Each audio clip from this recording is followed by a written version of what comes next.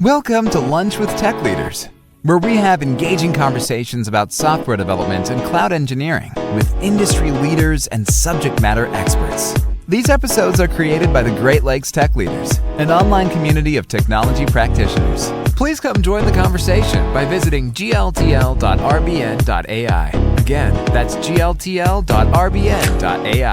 Now strap in, because we're deploying to production in 3, 2, 1. Hi, everyone. Welcome back to the Lunch with Tech Leaders podcast. I'm your host, Lance. We're here to talk about programming with ChatGPT and AI. Here to join me, I have Henrik. He's a huge practitioner of AI. He was a big contributor to Minecraft. He's an agile coach and climate change activist. He was rated a top dev in Sweden. I mean, what haven't you done? Okay. Just a quick background. I guess Agile Coach is more in my past. Now I guess I call myself an AI whisperer. How about that for a lofty title? But it's the closest thing I can think of what I do. I'm trying to figure out this AI stuff, and it's very interesting. But yeah, background doing a lot of coding stuff, Agile stuff. Minecraft development was I did that for a few years. And now I'm working with you on the ACE project, which is very fun. Right now, working as a chief scientist at a startup in Sweden called Hops.com, which is about helping companies become self-improving. Very cool. Very cool.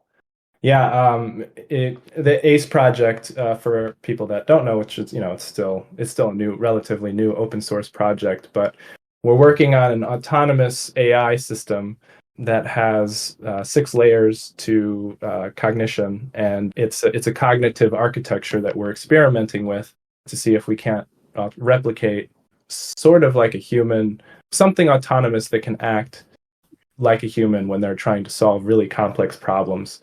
Building autonomous systems like AutoGPT, they can sometimes get stuck or maybe go off the rails, and we're hoping that with these 6 layers, it can curb some of those problems. Yeah, and help us maybe help people build autonomous agents that don't necessarily destroy the world, which is good. Yes, with heuristic imperatives. Adam's here all the time, so I didn't think you needed an introduction, but you definitely deserve one. So, Adam, go ahead. Hi, everyone. Excited to be part of Lance's first episode he's hosting. So that's great. Lance is a big member of the community here and excited to be part of your first podcast. Lance, I know you've been on the show many times when I've hosted, but I'm glad to be an impromptu guest here. ChatGPT changed my life. It's changed the way I program. I've written many Python scripts and applications to help automate my daily flow. I find ways to use the tool, new ways to use the tool almost daily. So I'm very excited about this topic and passionate. Yeah, it kind of blows my mind that people still don't get it. People are still spending money on coding boot camps and stuff. And the other day I had this random thought that I want to share, and I think it's good for the beginning of the show, is I feel like, so when I was growing up, I was really into Star Trek, and particularly Star Trek: The Next Generation. And if you've ever watched it, you'll see the way that the people on the Star Trek Enterprise communicate with the computer system. They have a natural language. They talk to it. It's a back and forth dialogue. And my random thought was like, if anyone's ever watched Star Trek: The Next Generation, you've basically taken a course on prompt engineering, just the way that they interact with the computer. So anyways, I thought that was an interesting tidbit. Now I'll let you kick off your show here. No, yeah, I mean, just to tag along with that really quickly, do you think that, and maybe we can segue into this topic first, do you think that natural language is going to be the future programming language, or do you think there will always be a place for programming languages? Great question. Yeah, I'll go first. I do think that interesting topic to delve into. Very interesting topic. I think natural language processing, NLP, has made significant strides in recent years, which has allowed for more intuitive interactions between humans and computers. I believe there will always be a place for traditional programming languages. What are your thoughts on this? Sorry, I couldn't resist. He listened in. I mean, I'll steal your thunder, Lance. Like, however good your Copilot is, you still need a pilot, at least for now. So I do think there's a place for having that, you need the domain expertise. Like, right, if I want to create software for veterinary clinic, I think the thing that won't go away is a human who understands the domain and understands the pain that the software is trying to solve and how you interact with your AI in order to develop the application. It could very well be a lot of it hands off and not writing much code, maybe. I mean, I do think it'll get there one day. I don't think it's going to happen overnight, though. Like, I think there's a place for coders. But do you think that programming languages themselves will still need to be a thing? Because I think that programming languages serve a different purpose than natural language do. When I'm expressing logic in programming languages, I expect it to do the thing that I've told it to do, and I have an input and an output that I know, with pretty good certainty that this is the outcome. But when it's a natural language system, maybe the output that I get will be maybe 95% accurate based on what I've done. And I've seen this in systems where, I'll have hundreds of simultaneous users using the system at once, and I've done all this automated testing where I figured that it's responding every time I ran the test. It responded the way I wanted it to respond, but then when you have 100 users using the system, that 5% really bleeds out quick. Yeah, when it comes to do we need, I guess it's two different questions. Do we need programming languages and do we need programmers? When it comes to the question, do we need programmers? I like to abstract that question to more like, do we need role X, whatever it is, a lawyer, a doctor, programmer, etc. And my theory, from the perspective of having worked with this as a programmer for a while, is we still need the people for a while. That people can do stuff, but we're kind of limited, we're slow, etc. AI can't really do much on its own right now, but put an AI together with a human and you get superpowers. It's like magic. But the person is still needed. As a developer, for example, I need to know what is the right way to phrase this question. I need to be able to decide what code should I include. If I'm editing a code base, which is the most common case, I need to know which code do I give it so that it can give me a good answer. I need to be able to evaluate what comes out. And there's all kinds of places where I'm needed, but the AI gives me superpowers. And I would speculate that it's the same for any role. So if I go to a doctor, I wouldn't want to have a doctor being just the AI. I'd be a bit freaked out. I don't think it would do a good job. And I wouldn't want the doctor to be just a human. But you put them together, then it's, again, probably magic, at least for a while. And then later on, who knows, right?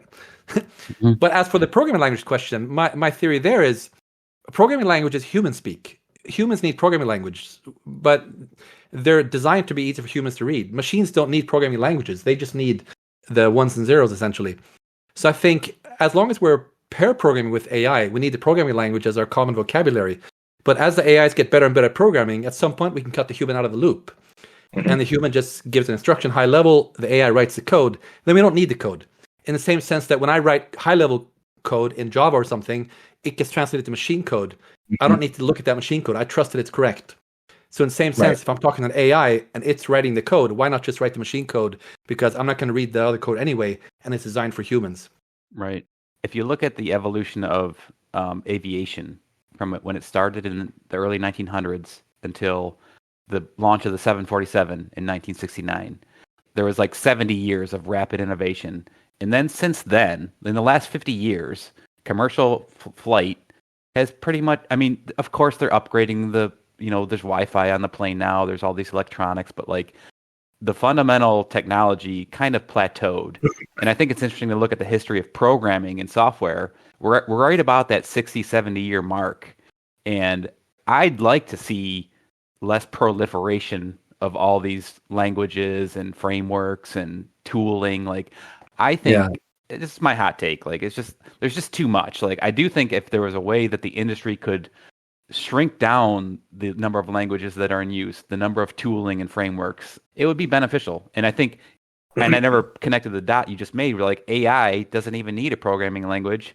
It can just write the ones and zeros, and we don't even care what the language is. So that's really interesting to see that the combination of AIs working with human might actually kind of lead us to less proliferation of all these languages and frameworks and all this stuff. I think code will still have a place, because code is a way for humans to express exact instructions.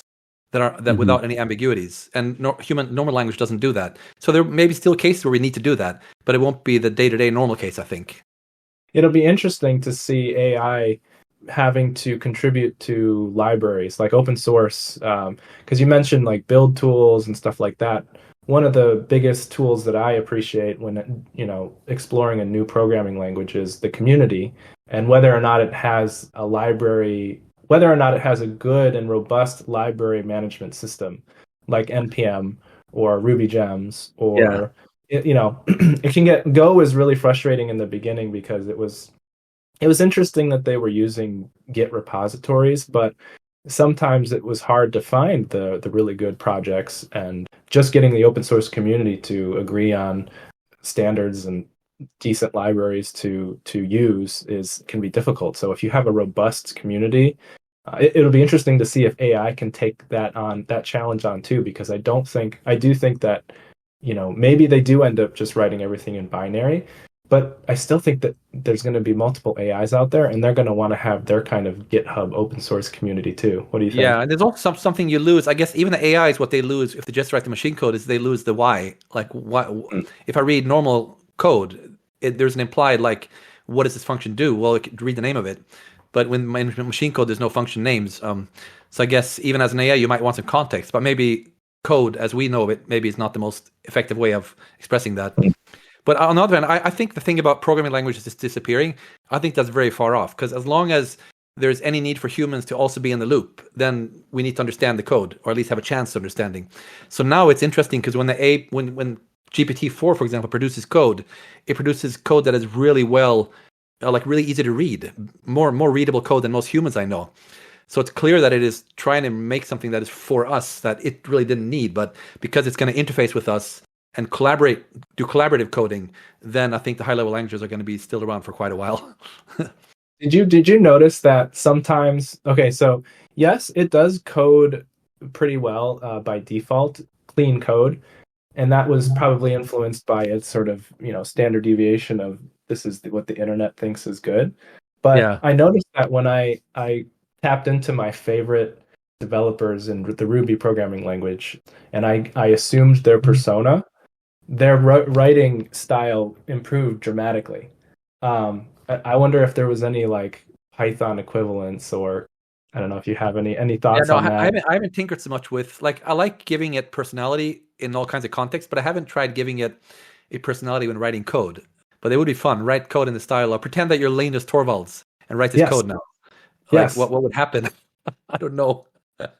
Based on all of the writing and whatnot, for Java, there's probably Uncle Bob, so you can write solid code. Yeah.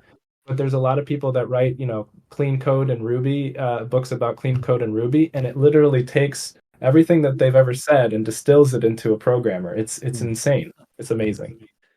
But yeah, it's an interesting time to be a programmer. Like I've been programming on and off for 30 years now, and I never thought something would come along that completely changes the way I work at every level. But that's what's happened now, and it's kind of fascinating. What tools do you use right now? So do you use ChatGPT? Do you copy and paste? Do you use Copilot? It's almost embarrassing. I've been trying all these fancy tools that show up that are supposed to be able to work with you in your code base, but they all seem kind of proof of concept-y so far, because when it comes to actually working, they don't, at least as far as I've seen. They're just cool for little demo things like, create the game of worms or something, or the snake, whatever it's called. So when it comes to actual day-to-day real-life coding, it's just two things. It's GitHub Copilot for the basic things, like I'm about to write a function. I write the name of the function, boom, there comes the rest of the code. So for simple things such as adding new code, it does that pretty well. And then for anything more advanced, I just use GPT-4 and copy-paste. So my workflow is just figure out what code is needed for GPT to be able to do the job, paste it in, and say, fix this, boof, out comes something else, stick it in. Nowadays, I often don't even read the code. I just stick it in because it tends to work. Really? But if it's a little more complicated, then I might have a bit of discussion and iterating about it. But I like the skill that I've had to hone is the skill of knowing how to phrase my prompt, knowing exactly which part of the code to include, and knowing when I need to critically evaluate the code versus just stick it in and run it. What would you say contributes to having a better prompt for you when you're programming than a worse one? I guess it's really the basic communication. Like, what do I actually want to achieve here? What's my goal? So instead of saying, change this for statement in the following way, I would say, like, let's say I have some kind of a game. I'm making a game, right? And instead of saying, change this code in the following way and describe it technically, I would say, make the character die when he has no more health. And then leave the details to GPT. So that kind of going at a higher level. Or like, for example, I was working on a game, and it had a web interface which looked kind of ugly. So for a while I was fiddling around. I was thinking, could you move this button a little bit to the right? I was using a web framework that I wasn't so familiar with, so I had to ask it all the time for little things. But after a while, I'm like, wait a sec, Henrik, stop, take a step back. What are you trying to achieve? I want to make the UI look nice. I want to make it look more like a game and less like a boring corporate website. That was my prompt. I wrote that as a prompt, and boom, it just rewrote a ton of code, gave it to me, and it looked like a game and not like a corporate website. So I realized that's what I should have done from the beginning. So think about the problem you want to solve rather than the code you wanted to write. That's I think my main tip. That's fascinating. Yes. Have you experimented with higher level systems design? Yeah. I've been really impressed. When I've been building new things, I normally start with, here's a problem I want to solve. What's a high level architecture for that? And which tool stack would you, or which tech stack would you suggest for that? And then I tell it, please interview me if you need any more context. Don't just jump to conclusions. And then we basically have this very, very high level advanced discussion that I would expect to have with a senior software architect. And it usually boils down to saying, okay, here's the suggested tech stack. And then I would typically from there saying, okay, can you create a scaffolding hello world for me for that, just so I can get started. But sometimes in the middle of a project, I'll take a step back and say, okay, here's how it works at a high level. Unfortunately, because of token limits, you can't put in the whole code base really. So I would pick some main parts of it and say, here's my system. Please critically evaluate this. Or sometimes I would even just point to a GitHub project, my GitHub project, say, look at this. Here are the key folders you should look at. Read those files. Give me a critical evaluation from an architect perspective. And then we have a discussion about it. Yeah, like it blew me away how much it could inference by just not having the full amount of context, but like you could paste some of the relevant files and it could figure it out. Yeah, I'm really surprised by that too, actually. And now with the image thing, it'll be even more interesting because it's just fairly new, but like what stuff I want to try now is I like to draw when I'm planning. So to go from a messy Miro or whiteboard sketch, here's my idea for this architecture, take a picture of it, and just say, what do you think of this? And then have it iterate on it, and then say, okay, now build it. Boom. And it won't be complete. There'll be some placeholder code and stuff, but it'll still save us a ton of time. But the magic, I think, will be when it can generate pictures on its own. Now it has DALL-E and stuff, but that's not useful. It can't make architecture diagrams or anything like that. But when we get to the point where you can give it a messy architecture drawing and just say, help me iterate on this, and then it goes in there and draws with you, adds another box, adds another arrow, moves something, then I think we'll get to a whole other level of collaborative design and coding. Have you experimented with Mermaid, the language? No. What's that? Right? Yeah, you can get ChatGPT to output in the Mermaid format, and then when you paste it into its Mermaid.js as a diagramming software, it will actually so ChatGPT can express what it's thinking in these architectural diagrams.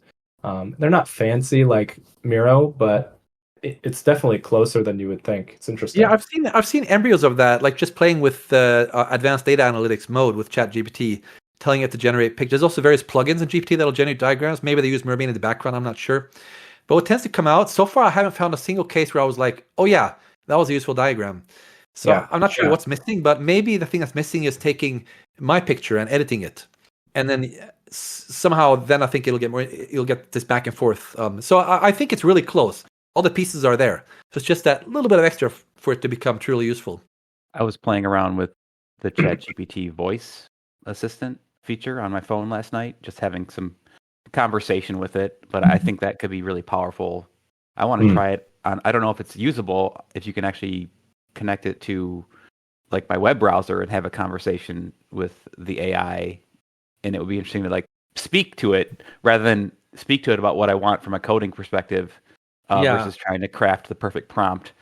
That'll be real interesting. And I thought Copilot was a little too intrusive for my liking. I'm strictly ChatGPT. I like to kind of go to ChatGPT when I'm stuck or I need some higher level thinking in terms of like the problem I'm trying to approach. And I do think it was really interesting to see. I don't know if you guys recently saw, but like GitHub Copilot is like losing money per user. They're averaging a $20 loss per user per month. Oh wow! And some as high as 80 per month. So like the economics of Copilot are not great. I'm sure they're gonna fix it. It adds a lot of value. Yeah. But when it comes to the voice thing, I've been experimenting a lot with that since it showed up in my phone, and I'd like to share 2 quick tips for anyone listening that really make a difference. One is that it's in the phone, so you can talk. It's not in the web browser by default, but you can have a conversation on the phone and then see that conversation in your web browser. So in effect, you can still mix talking and still use your web browser. But the other more important tip is if you use the two-way thing at the top right, there's a little icon like with the headphones, then it will both listen to you and speak back. That feature was useless, I thought, because it kept interrupting me at the wrong moment. It's really bad at figuring out when should it respond. So you just pause for a second to think a little bit, and then suddenly it'll barge in. Mm-hmm. And even if you ask it to wait, it doesn't. Yeah. However, I found a very surprising feature is that if you hold your finger on it, then it doesn't speak until you let go. Interesting. They don't advertise that in any way. So then it becomes super, super useful suddenly because you can just, speak your mind and don't have to worry about it interrupting at any moment and just let go. I built an app using this before, and I know exactly why that happens, like when I was implementing it. And you can set how many seconds that it waits before it starts up again. Yeah. But by default, it will interrupt you if you pause too long, and it can be like, unless you know what you're wanting to say and you're trying to dictate to it, it's like having a button to press is better. Yeah. It's hard for humans to know when to butt in, So. Yeah, and the AI can't even see your expressions, so how would it know? Right, being quiet does not mean the other person should start talking. So I think that's just an almost impossible algorithm to crack without vision. Not to mention, the longer it waits, that can be a frustrating experience when you're trying to push out. Yeah, especially if you're using ChatGPT 4, it takes a while for the prompt in general, and then if you add that pause in there, like I was playing around with it last night, it was a little clunky, but like it just blows my mind. As soon as this thing has short-term and long-term memory, I could just see it like in my ear all day, like I'm talking to the AI. I'm using it for things like remind me to get the grocery. Like I could see this like a cyborg future where like this is just part of like, I have the AI connected to me almost at all times, and I'm leveraging it in almost everything I do. The past few the past week or so, I've been taking a walk every day, a pretty long walk sometimes, and just talking. I feel like a weirdo walking around, but I live in the countryside, so not a lot of people see me. But I'm walking around and just talking and sharing my thoughts, and then it'll reflect back my thoughts and sometimes summarize, give me tips, and I feel like, wow, I have this kind of genius buddy walking next to me the whole time. And then after the walk, I can just say, can you summarize everything we said, the most important points I should remember? And then boom, I have a plan for the day or an architecture for the thing I'm working on or a plan for whatever problem I'm trying to solve. It's incredible. That's pretty awesome. I haven't tried that on a walk yet. I'm hoping if people see me that they think I'm in a call with a human or something. I feel pretty awkward. It's like the movie Her, right?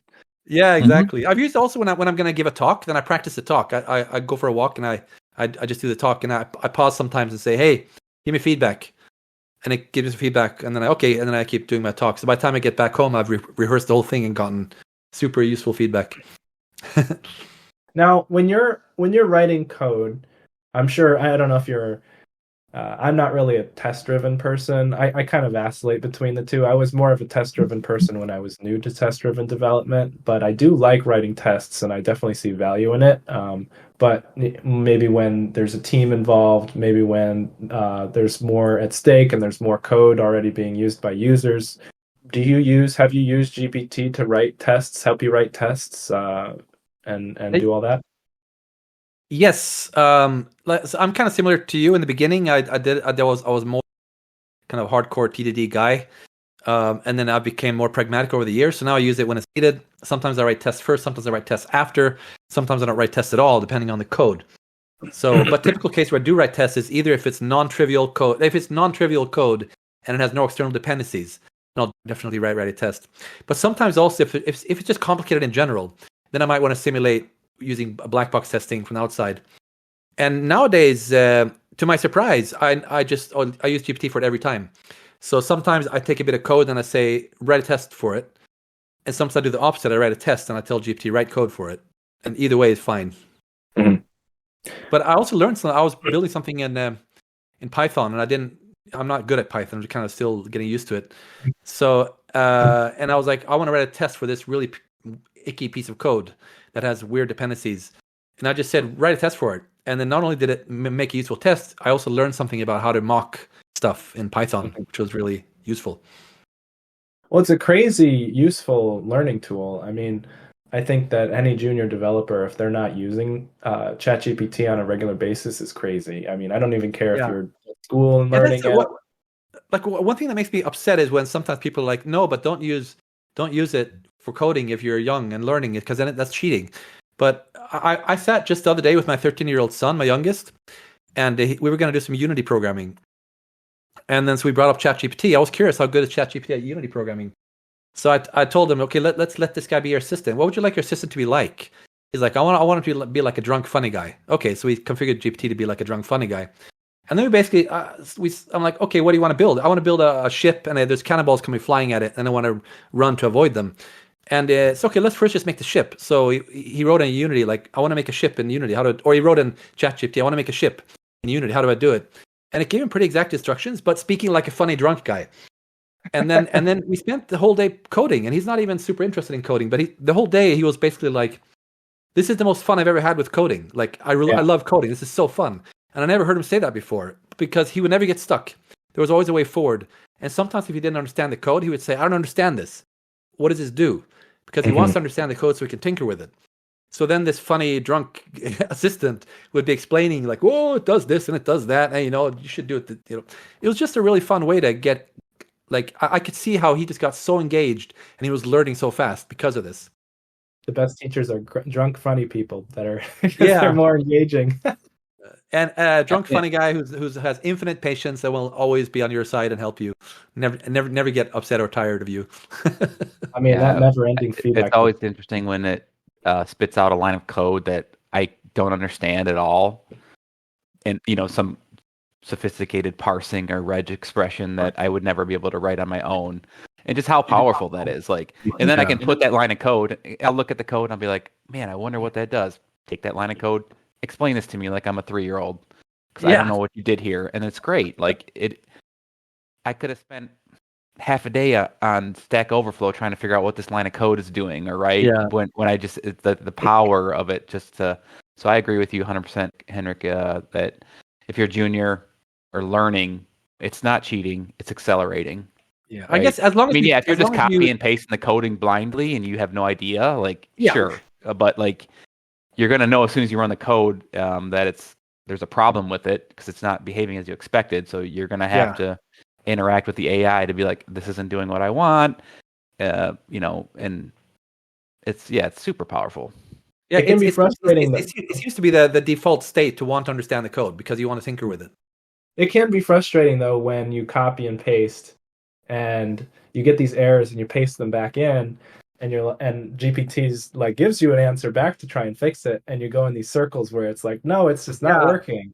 I think just like I was sitting next to him, so that's kind of like there's some cases where it did get stuck in a loop, and then I had to help a little bit.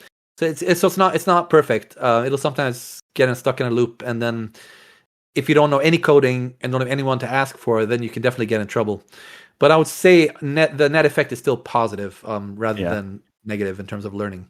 I have a funny story where it's kind of like, it's similar to the GPS that tells you to like turn into a lake, right? And you take your car and you turn into the lake. So the other day I'm really struggling trying to get this client's, I'm a consultant, so we're trying to help them with their infrastructure as code, having a lot of trouble with their repo, getting it to build and compile.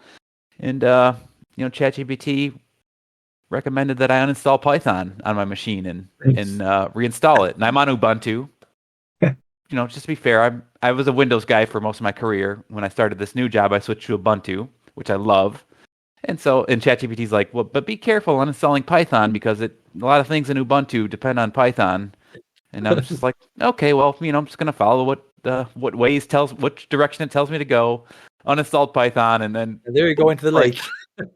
there, and all of a sudden I'm on a headless version of Ubuntu. So I was like, oh yeah, maybe sometimes maybe you shouldn't, if it tells you to turn into a lake, maybe you shouldn't just drive your car right into a lake. Yeah. But it warned me. It's like, and it was like in bold letters, like, be careful with this. A lot of things in Ubuntu depend on Python. Well, at least that's good. Okay. But Yeah. But with that, I'll finish my story. So then I got ChatGPT on my phone, and it helped me recover my OS in record time, right? Oh, because I turned it back on. I got my phone. I said, okay, I uninstalled Python on Ubuntu, and now I'm on a black command line screen with nothing. And it's like, okay, we'll do this, and this, and then I'm basically back up and running in 10 minutes. I call it. I thought you were gonna say, you screwed this up for me. Now you fix it. I just held the phone to my laptop, and I used the voice, and I said, fix it. Yeah, but that's an interesting use case for the phone, actually. When you have a screen full of error messages, you just take a picture, boof, fix it. That's funny.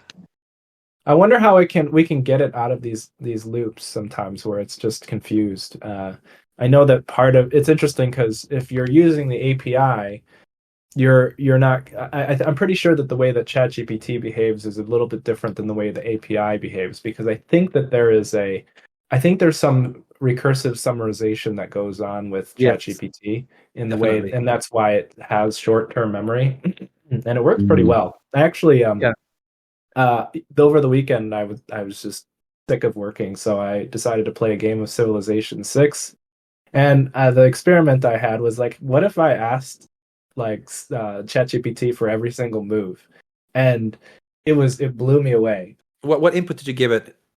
I said, okay, I'm gonna do. I want to do a military, be a military leader, and I want to do a Dominion victory. And it said, choose Genghis Khan. And so I chose. I realized I didn't have Genghis Khan on my thing, and I'm like, oh, I forgot I didn't upgrade my civilization. So then I got Genghis Khan. So it was cool. It was like troubleshooting how to find more cool things in the game. And then I'm like, okay, give me your first 10 moves, and then it gave me a really good structure for how to start the game. And then I kept telling it, okay, I'm on this turn and these things happened. What should I do, and what should I research? And it told me everything. It was really fun. You know what's weird? Like, I keep getting blown away about what GPT-4 can do, and there's a lot of things that it used to not be able to do, such as math, which it does fairly well now. But the other day when I was tinkering with the image thing, I just took a picture of a Sudoku in a newspaper. And it completely botched that one. That's interesting. And I started looking at it more closely. I tried to find the simplest possible, brain-dead simple Sudoku. And it botched it again. I was like, what? And I asked GPT, can you write a manual for a beginner for how to solve Sudoku? And it wrote this very clear, concise, with really concrete tips for a beginner. And then I said, follow your own manual and solve this dead simple Sudoku. It did 3 moves, and then it got lost. So that was really interesting. There's just something is missing in its model of the world that just makes it not be able to grok this matrix of numbers. And I felt I was bad for it, because it noticed that it was failing. I'm like, oh, wait a sec. Wait, this doesn't add up right. Let me try again. And it kept trying and kept failing and kept trying. After a while, I'm like, never mind, forget it, I haven't really tried playing too many games with it, and I'm curious. It will tell you how to beat a game very well and give you the high level, instruction for how you could do that. Another thing I tried was I was playing this card game called it's a card game that I forgot what it's called, but it's fun. It's kind of a resource. It's also almost like a civilization game, but with cards, and you get to gather gems and resources. And sometimes I sneak away, and I'm like, before the game starts, I'm like, how do I play this? What are good strategies for playing this game? And then I'll come back, and then I'll be suddenly really good. And it's I think it's the spatial thing that it's struggling with. With Sudoku, it's very spatial. But with others, like in your Civ thing, it's not spatial in the same way. And maybe with the cards, I don't know, I'm just speculating, but it's just interesting to see this kind of gap in its logic. Civ has like units and stuff you can move around, but I don't think that the overall strategy with Civ was those micro movements of units and stuff wasn't a detriment to. Well, I'm already pretty good maybe at moving the units, so it was just handling. It was the CEO strategy, right? Yeah. I mean, there have been tests. There are some simple tests you can do. Like I saw one where you just say, Bob is in the southwest corner of the room looking north. Jim is in the north corner looking east. and you describe the situation, and then you say, what is Bob seeing right now? And then it's like Bob is seeing the left side of Stacy's head, and it's like it's clearly understanding the spatial relationship of things. So it seems to have some model for it, but apparently there are gaps in it. That's why I can't solve Sudoku. Have you tried that same puzzle on 3.5 versus 4? Because 4 was the version that they supposedly gave all the visual information to. Yeah. This was with 4. I would really be curious to see what it does on 3.5. I bet you it will just completely mess it up. Yeah, probably. Yeah, interesting. Yeah, I mean, it's interesting. Henrik and I are working on this ACE framework together. Like we said, it's supposed to kind of mimic human executive functioning. And the reason I got into it was because I've been trying to write an autocoder for a long time now. I've failed maybe 3 or 4 times in different languages, but I've learned a lot from the experience of trying to automate these things. And yeah, so like it's interesting I like talking about the situation where debugging is one of the hardest problems, because so if we figured out debugging, I think that we're really close to figuring out. Is it like, I don't know. In my experiments with code generation, what I noticed was if I have GPT generate code and run it on my machine, it'll sometimes get it wrong because it's making assumptions about how the code is going to be used. Let's say it's a function called download web page, and the code assumes an HTTP, but actually it was HTTPS or something. So it fails. But when it fails, you now have a stack trace, an error message, the original source code, and the input parameters, and maybe some logs as well. All that information to give back to GPT, they fix it. Just like with a human, with all that information and a reproducible problem, it's normally quite easy to fix. So my experience so far is that debugging is kind of the easier part, because then you have something concrete. But maybe you're referring to some other aspect of it, or? Like compile issues sometimes. I don't know. It was just maybe I didn't give it enough context, but there have been numerous times where, for the most part, debugging is pretty good, I would say. But I think it writes code better than it debugs at the moment. But that's been my experience, at least. I guess it maybe depends on if the bug is. Yeah, I can see how a compile error would be hard for it to debug, because it may be dependent on all kinds of stuff in your environment. But if it's just a stack trace inside the code, then it's more self-contained. Like all the information is here. Now just fix it. Yeah, and it's interesting. I like to say that, you know, if ChatGPT got it wrong or it hallucinates, those two problems are most likely because it's missing context. Yeah, that's been a huge surprise to me. Over time, I've realized that most of the time when it fails, it's not it failing, it's me failing in my ambiguous instructions, or my mistakes in the instructions, or I just gave it the wrong, not enough context, and then it had to guess like a human would do. And in fact, a human would have probably failed under the same circumstance. Yeah. So I guess the main situation is now where if I do everything right, it'll still fail if it relies on up-to-date on APIs that have changed recently, which is ironic, because that means that you can't use ChatGPT to write code that uses ChatGPT. It doesn't know the OpenAI API, which is ironic, because the OpenAI API has changed so much. So that whenever I do anything using generative AI, I first write the little piece of code that talks to OpenAI. I write that myself, and I give that as input, or just tell GPT, I have a function for talking to OpenAI. OpenAI, you don't have to do it, but you write everything else, because that part it can't do. There's a couple questions in the chat room. We got Bill M asking, do you see more prompt engineering working into computer science and or other college curriculums? Do you think prompt engineering will become its own college course? I hope so. It should. Yeah. I think it's crucial. I don't know how long time it'll be crucial, but right now it's an absolute crucial skill. In fact, more important to learn that than to learn the specific details of programming. Yeah, and like I said earlier, just watch Star Trek: The Next Generation. Crash course in prompt engineering.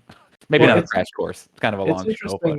It's interesting because English majors actually are really good at prompt engineering, and people that are so it's like people that are not necessarily programmers are going to be opened up into this world of programming, because they can express their things without having to learn a programming language, and maybe they'll create some innovative things that programmers aren't necessarily. I guess maybe it evens out the playing field, right? Before the programmers had superpowers and the business people didn't.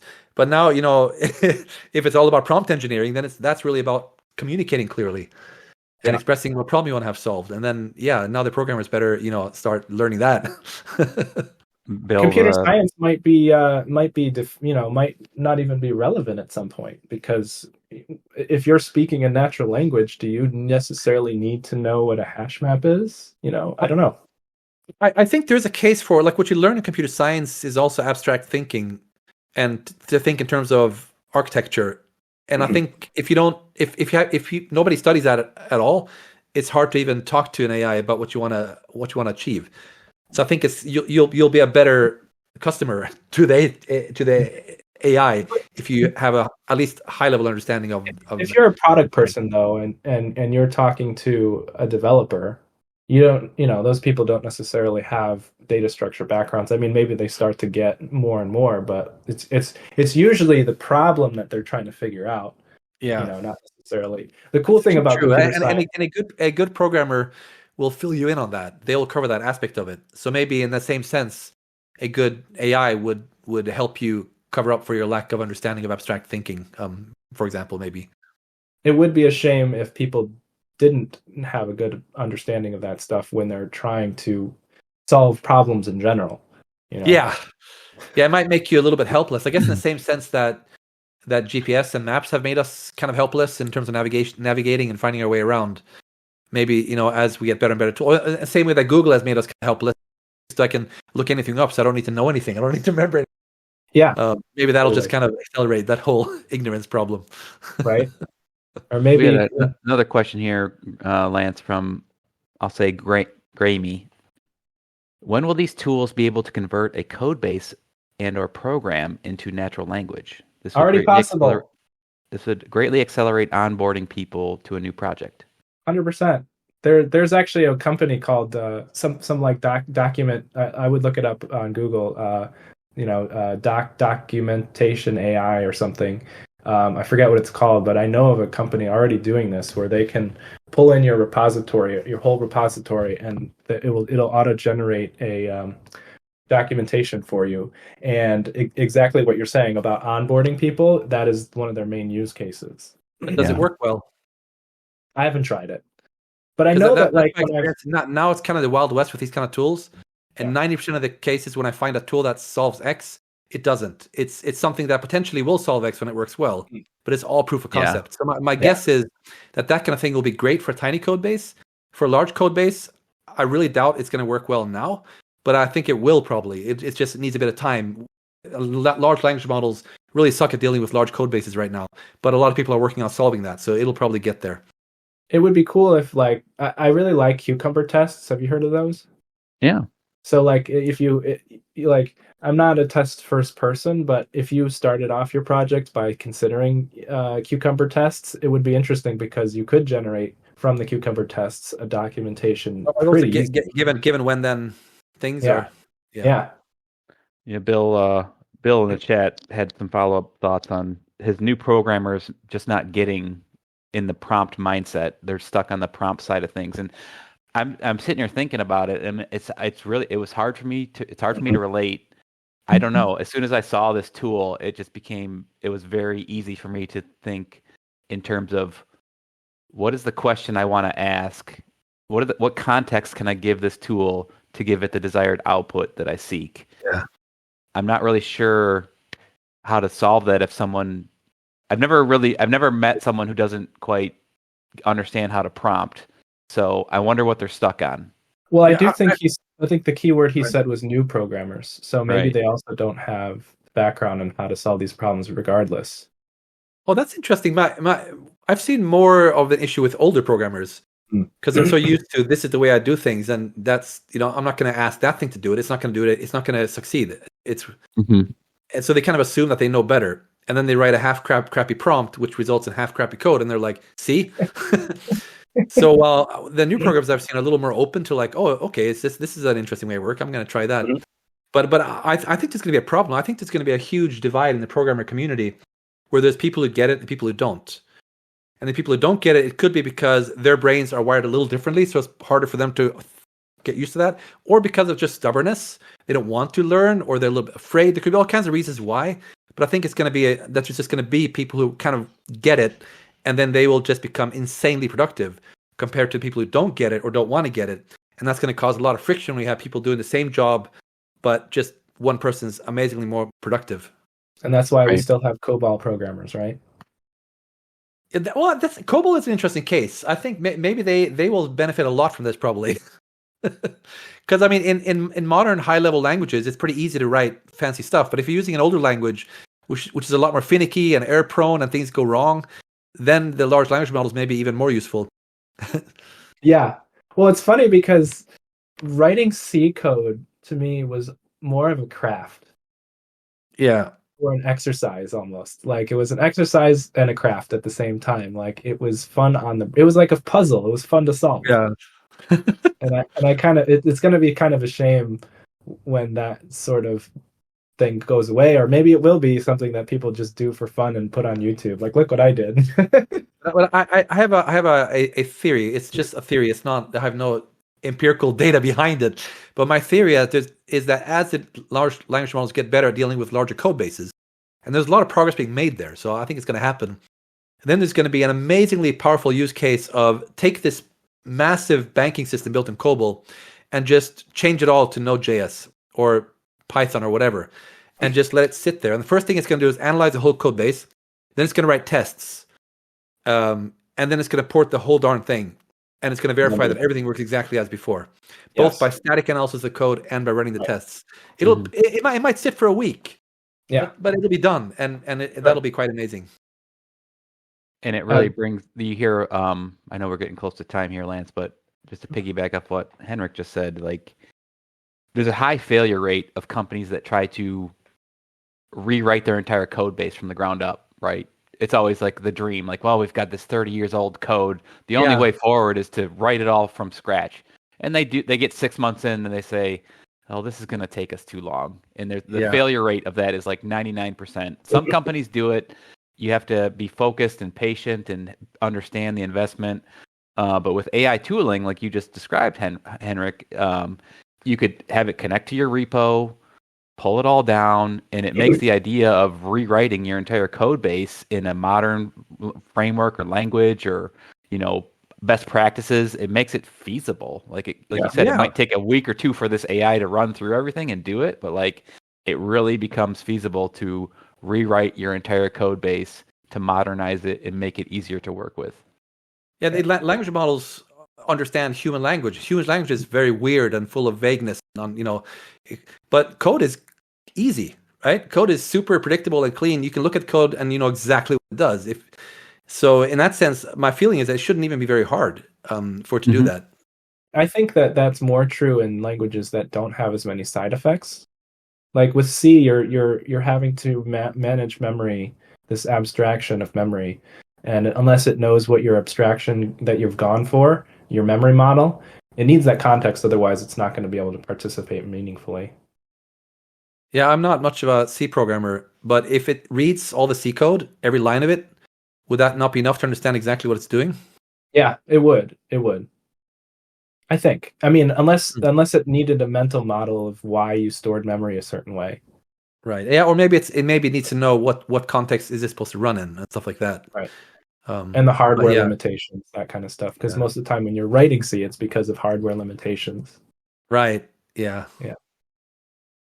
By the way, Graham had a question. I haven't had luck with that. The dream will be that being, I believe, converting code to natural language. The dream will be when it can translate a project into natural language and then be able to regenerate it into compatible code in any compiled target.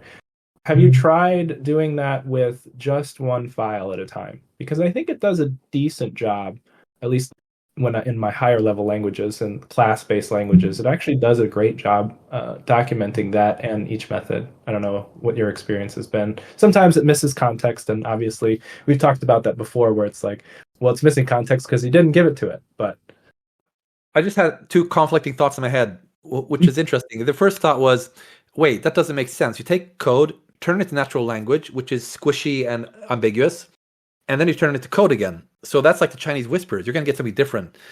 So I was like, that's bad. But then I'm like, no, wait a second. Maybe that's good. Because if you translate code base A to another code base, it's going to do exactly the same thing. So you took all your COBOL code and you got new code that does exactly the same thing, including all the unnecessary wasteful bits.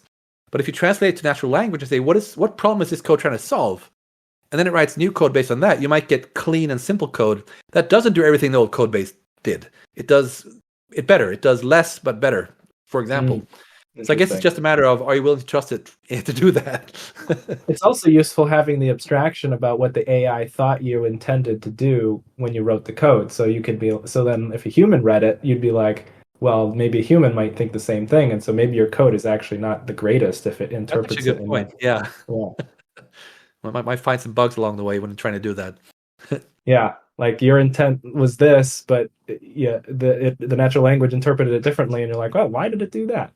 Yeah, I could just see a description like, yeah, here we're registering users, and unless they're minors, then it's just the system is gonna crash on Fridays. And then we do this and blah blah. Like, wait a sec, what was that thing about crashing on Fridays?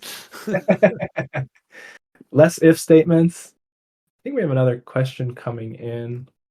Do you do automated code planning much? So what I like to do is I call it the Martin Fowler prompting style, just because it appeared on Martin Fowler's blog, but it was actually some other guy's name, Chow or something like Chow, who actually wrote about what they do at ThoughtWorks for chain of thought prompting. And it's really amazing. That was the first time I was like really like, oh my God, this could write code automatically. But it starts with, the high level stuff that you want to do and high level feature, and then you break it down with chain of thoughts by saying, okay, write me a plan. Once it's written a plan, then you can take that plan and you can take the individual pieces of the plan and say, hey, code this up. That works much better. That sounds like a super powerful pattern. It is. Yeah, I've spoken to you about that pattern before, Lance, and it's powerful in a lot of different areas too. Like I'll whip up what I call like mini design documents for ChatGPT, where I'll just give it like some, I'll give it some blocks. I'll use like dashes to delimit, and I'll say, this is the beginning of what I want you to do, and I'll give it some context, and then I'll be like, I just create these mini design documents to kind of help put my thoughts in order, give it that chain of thought context, and then see what it outputs. The typical use case I have is like I need to generate a technical statement of work for a customer, right? Yeah. So I have all these notes from our conversation. I give it a rough draft of what a typical SOW looks like. I give it some history about this particular customer, and then just say, hey, spit this out. And it gets me like 85% there. It saves me countless hours of, meticulously drafting an SOW. And you can make these little design documents I even do it when I'm like sometimes just writing some simple functions. Like you can give it these little design documents, and you get better results typically when you give it a little extra thought in your context. It's a generic pattern. So I would use that if I'm organizing a wedding or something. Give me the high level plan, and then for each bit of the plan, okay, I got to organize a band, I got to find a venue. Each one of those can be a separate thing I can extract from the high level plan. And then if I don't like the high level plan, then it's very good. It didn't spend time making the details. Exactly. Lance, I gotta get going. You wanna sign us out here? Yeah, this was great. Thanks, Henrik, for joining us. I think we're gonna stop recording after that. Yeah, nice chat. Good questions. Please join us next week for continuing our series on serverless architecture with Jason Brown. He's going to be talking about logging and monitoring in the service architecture, mostly AWS Lambda. Please feel free to join us. Have some subject matter experts as well, and look forward to having everyone there.